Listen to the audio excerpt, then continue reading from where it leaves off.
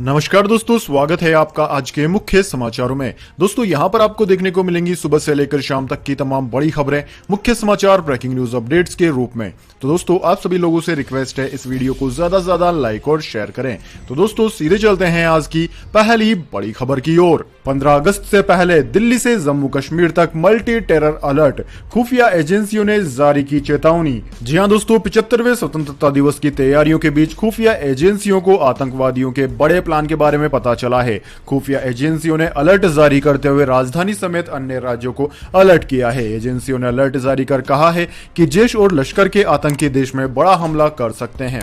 सुरक्षा एजेंसियों ने Delhi police, GRP, local police और तमाम स्टेट की इंटेलिजेंस एजेंसियों को अलर्ट जारी किया है। आतंकवादियों के रडार पर महत्वपूर्ण सिक्योरिटी इंस्टॉलेशन, आर्मी की फॉरवर्ड पोस्ट और जवान टारगेट पर हैं। कहा जा रहा है कि स्वतंत्रता दिवस पर देश को दहलाने के लिए आतंकी सोफिस्टिकेटेड आईडी का इस्तेमाल कर सकते हैं। ऐसे इनपुट मिले हैं कि आईईडी का इस्तेमाल पब्लिक पैलेस पर धमाके के लिए किया जा सकता है। इस बार आतंकी सोफिस्टिकेटेड आईईडी का इस्तेमाल कर सकते हैं। अमूमन कई बार आईईडी ब्लास्ट इसलिए नहीं हो पाता क्योंकि जो सर्किट होता है वो कंप्लीट नहीं होता। ऐसे में आतंकी इस बार आईईडी में 2 डिस्टेंस मैग्नेट भी लगा सकते हैं, ऐसी खबर आई है। इसके बाद दोस्तों अगली बड़ी खबर, राहुल गांधी के बाद रणदीप सुरजेवाला सहित 5 कांग्रेस नेता आए ट्विटर के निशाने पर, लॉक किए अकाउंट्स।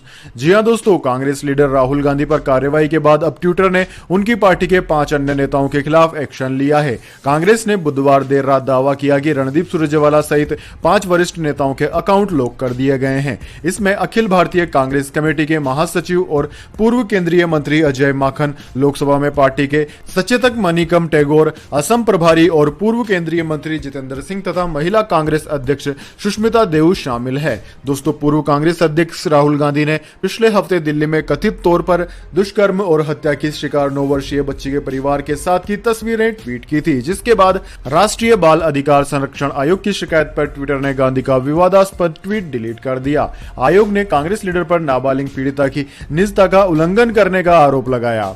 इसके बाद दोस्तों अगली बड़ी खबर, अफगान सरकार ने सत्ता में साझेदारी का ऑफर दिया तालिबान को। काबुल पर कब्जे से केवल 150 किलोमीटर दूर है तालिबान।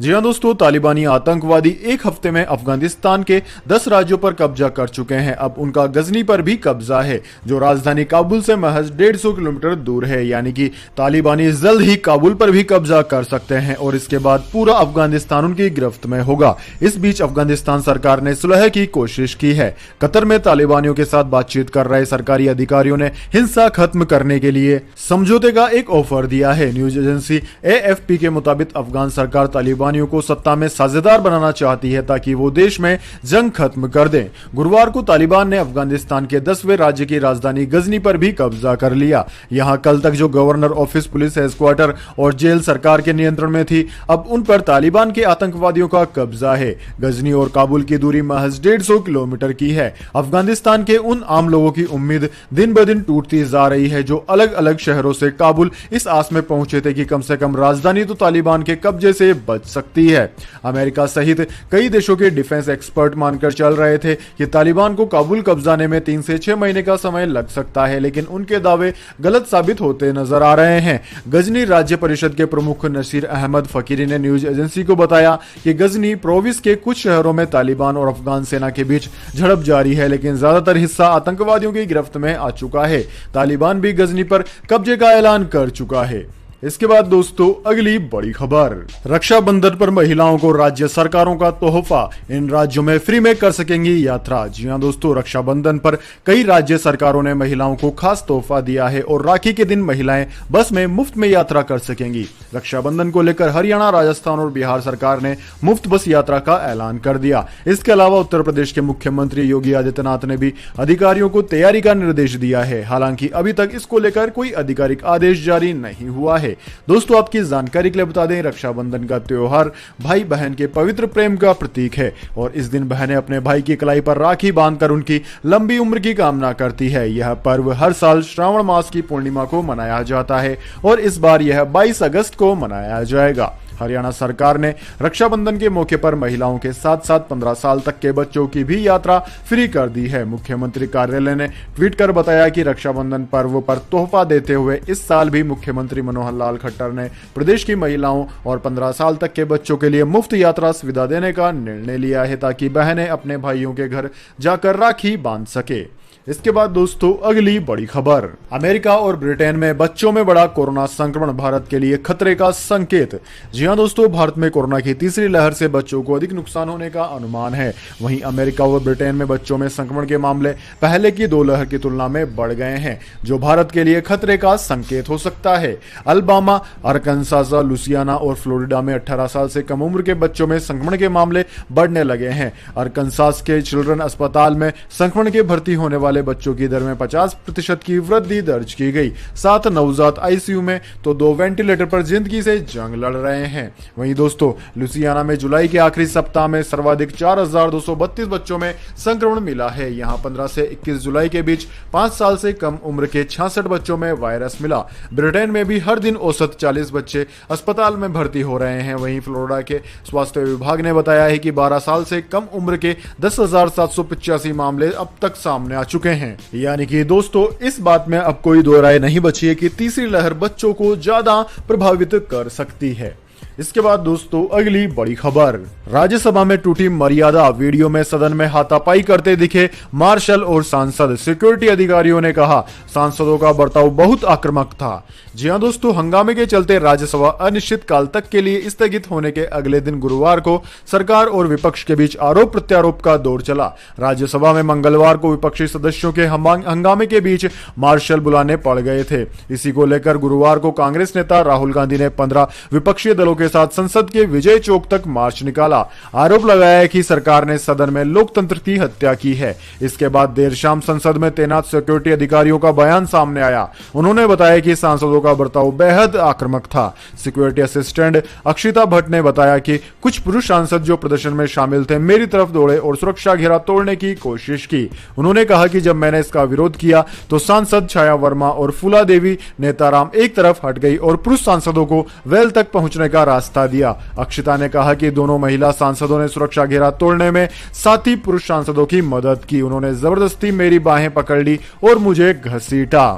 इसके बाद दोस्तों अगली बड़ी खबर, थर्ड वेव की आशंका के बीच खुल रहे हैं स्कूल। एक्सपर्ट्स ने कहा क्लासरूम में वेंटिलेशन, अच्छी हीटिंग और एयर कंडीशनिंग रखें, वायरस नहीं टिकेंगे।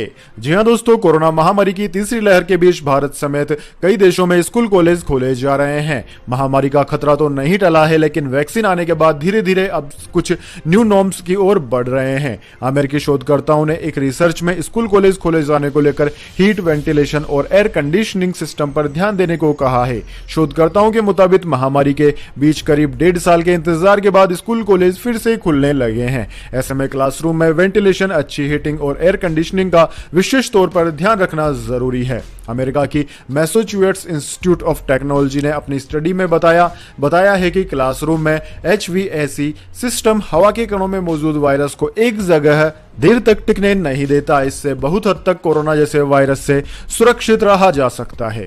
इसके बाद दोस्तों अगली बड़ी खबर, इंडिया वर्सेस इंग्लैंड दूसरा टेस्ट मैच, रोहित शर्मा और KL राहुल ने लॉर्ड्स में गाड़े झंडे, चित कर दिया 70 साल पुराना रिकॉर्ड।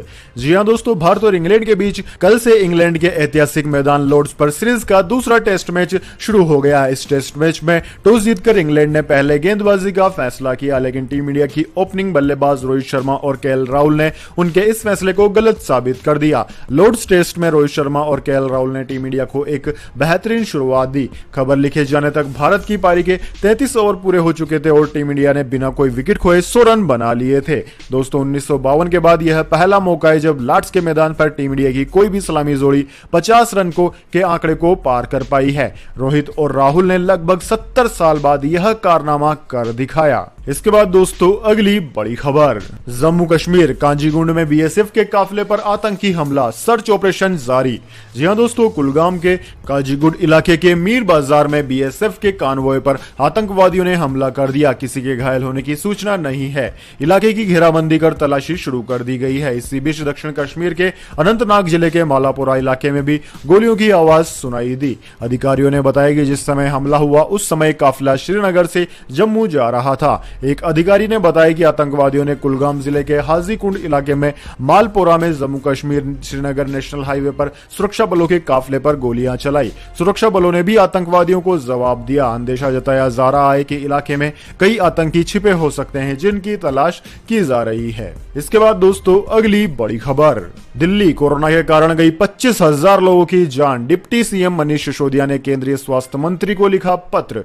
जी हां दोस्तों, देश की राजधानी दिल्ली के डिप्टी सीएम मनीष सिसोदिया ने गुरुवार को केंद्रीय स्वास्थ्य मंत्री मनसुख मंडाविया को एक पत्र लिखा, जिसमें अपील करते हुए कहा गया कि दिल्ली सरकार राज्य में ऑक्सीजन की कमी से हुई मौतों की जांच कराना चाहती है। उन्होंने कहा कि दिल्ली में कोरोना की दूसरी लहर के दौरान ऑक्सीजन की कमी से कोई मौत हुई या नहीं हुई, बिना कोई जांच करवाए इसकी पुष्टि करना मुश्किल होगा। इससे पहले भी दिल्ली सरकार ने हेल्थ एक्सपर्ट्स की उच्च स्तरीय जांच कमेटी भी बनाई थी, जिसे दिल्ली के उपराज्यपाल ने खारिज कर दिया था। उस वक्त भी मनीष सिसोदिया ने कहा था कि केंद्र सरकार चाहती है कि दिल्ली में ऑक्सीजन की कमी से हुई मौतों के सही आंकड़े सामने आए तो दिल्ली सरकार द्वारा गठित कमेटी को मंजूरी दी जाए। उन्होंने आगे कहा कि हमें यह मानना होगा कि दिल्ली में ऑक्सीजन की कमी से मौतें हुई है। दिल्ली में कोरोना से अब तक लगभग 25,000 लोगों की मौतें हुई है, लेकिन उनमें से ऑक्सीजन की कमी से कितनी मौतें हुई इसकी जानकारी नहीं है। इसके बाद दोस्तों जान लेते हैं पूरी दुनिया और भारत में क्या है इस वक्त इस महामारी की ताजा स्थिति।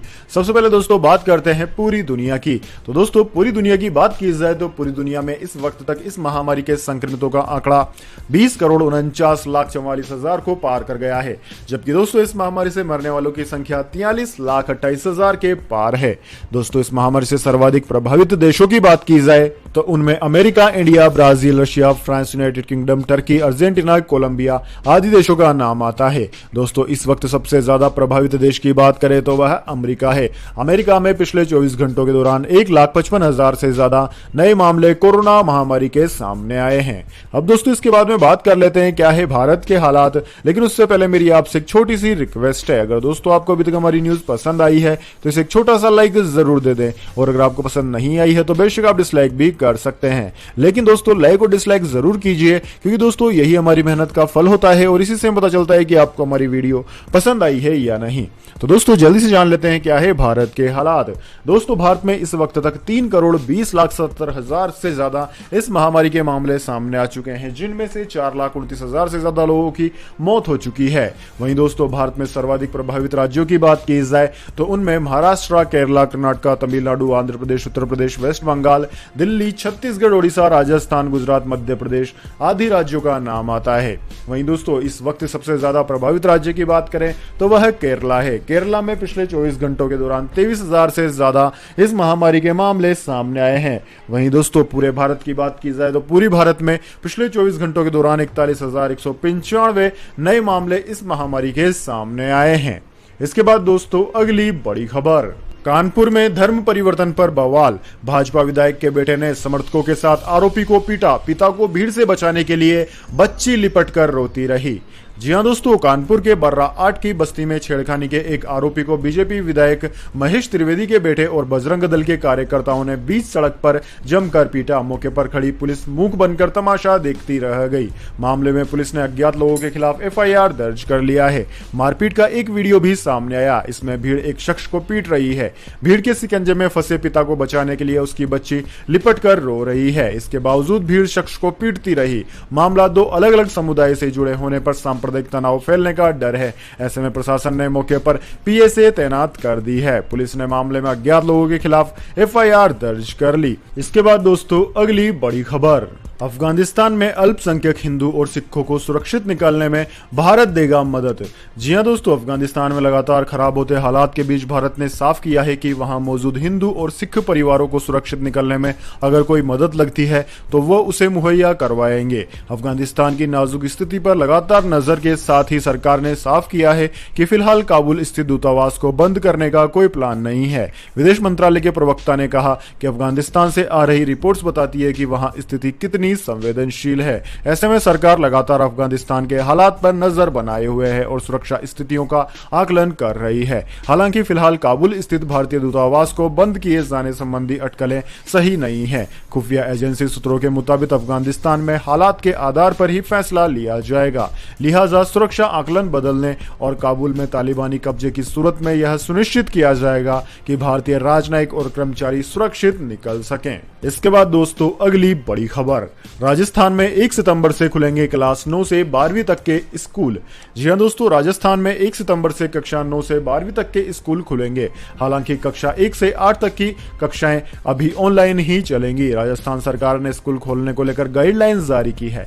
शिक्षण संस्थान में आने से पूर्व छात्रों को माता पिता की अनुमति लेना अनिवार्य होगा। माता पिता से लिखित में अनुमति लेनी होगी। विद्यालय परिषद में किसी भी विद्यार्थी, शिक्षक अथवा कार्मिक को कोविड पॉजिटिव या फिर संभावित संक्रमण की स्थिति बनने पर विद्यालय प्रशासन द्वारा संबंधित कक्ष को 10 दिनों के लिए बंद किया जाएगा। वैक्सीन की दोनों डोज लगवाना अनिवार्य है। 50% उपस्थिति के साथ 1 सितंबर से प्रदेश के सभी स्कूल, कॉलेज, विश्वविद्यालय और कोचिंग संस्थान खुलेंगे। इसके बाद दोस्तों अगली बड़ी खबर, गोल्ड सिल्वर प्राइस टुडे, सोना चांदी के फिर बढ़ गए दाम। जी हां दोस्तों, सोने और चांदी की कीमतों में बढ़ोतरी हुई है। HDFC सिक्योरिटीज के अनुसार राष्ट्रीय राजधानी दिल्ली में गुरुवार को सोना 422 रुपए की तेजी के साथ 45,560 रुपए प्रति 10 ग्राम हो गया। पिछले कारोबारी दिन यह 45,138 रुपए प्रति 10 ग्राम पर बंद हुआ था। वहीं दोस्तों चांदी में भी 113 रुपए की तेजी दर्ज की गई है और अब चांदी 61,314 रुपए प्रति किलोग्राम पर पहुंच गई है। इसके अलावा दोस्तों अगर अंतर्राष्ट्रीय बाजार की बात की जाए तो अंतर्राष्ट्रीय बाजार में सोना बढ़त के साथ $1756 प्रति औंस, जबकि चांदी $23.44 प्रति औंस पर रही। इसके बाद दोस्तों अगली बड़ी खबर, प्रियंका गांधी ने कहा लोकतंत्र का गला घोटने में बीजेपी सरकार का साथ दे रहा है ट्विटर। जी हां दोस्तों, कांग्रेस महासचिव प्रियंका गांधी वाड्रा ने पार्टी एवं इसके कई प्रमुख नेताओं के ट्विटर अकाउंट बंद किए जाने को लेकर गुरुवार को इस अमेरिकी माइक्रो ब्लॉगिंग मंच पर निशाना साधा और आरोप लगाया कि ट्विटर भारत में भाजपा सरकार द्वारा लोकतंत्र का गला घोटने में उसका साथ दे रहा है। उन्होंने ट्वीट किया, क्या ट्विटर कांग्रेस नेताओं के अकाउंट निलंबित करने में अपनी नीति का अनुसरण कर रहा है या फिर मोदी सरकार की नीति का? उसने अनुसूचित जाति आयोग का ट्विटर अकाउंट बंद क्यों नहीं किया, जबकि उसने वही तस्वीर ट्वीट की थी जो हमारे किसी नेता ने की थी।